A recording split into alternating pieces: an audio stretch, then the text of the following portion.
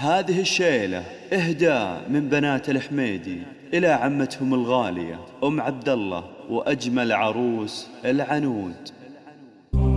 لقبلت بنت الترف فضوا الميدان، وارفعوا الراية ودقوا لها تحية، غنوا الجزلة لها واطنخوا القيفان، جاتكم بنت الشيوخ الكبارية. غنوا الجزلة لها واطنخوا القيفان، جاتكم بنت الشيوخ الكبارية. لقبلت بنت الترف فضوا الميدان، وارفعوا الراية ودقوا لها تحية، غنوا الجزلة لها واطنخوا القيفان، جاتكم بنت الشيوخ الكبارية.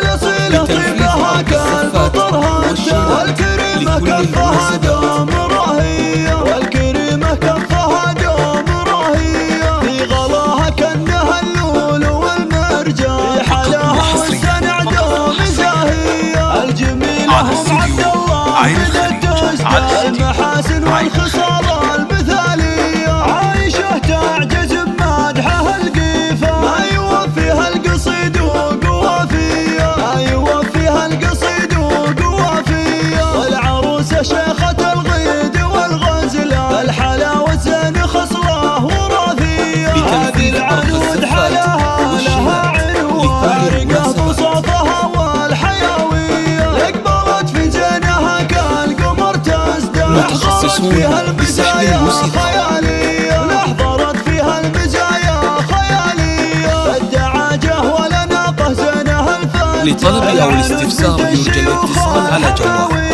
فقط وحصريا على الطايلة بروها، المراجل له فعلا بطولية، واعتزب خوالق أهل الفخر والشان، لك عضيد وذخر الأدارة الهية، واختامها نهديك باللحن والقيفة، أجمل تهاني بوصاف شعرية، أجمل تهاني بوصاف شعرية. لقبلت بنت الترف فضوا الميدان، وارفعوا الراية ودقوا لها تحية، غنوا الجزلة لها واطنخوا القيفة، جاتكم بنت الشيوخ الكبارية.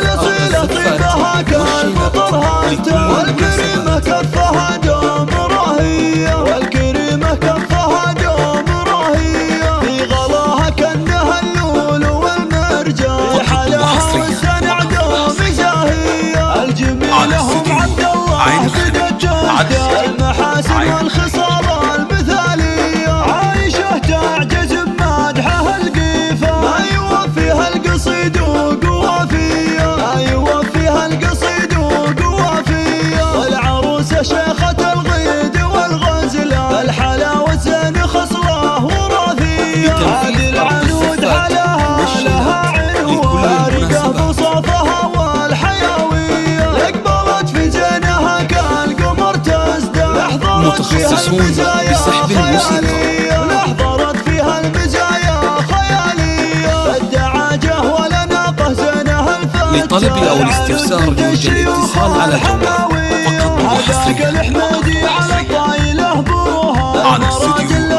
عين الخليج على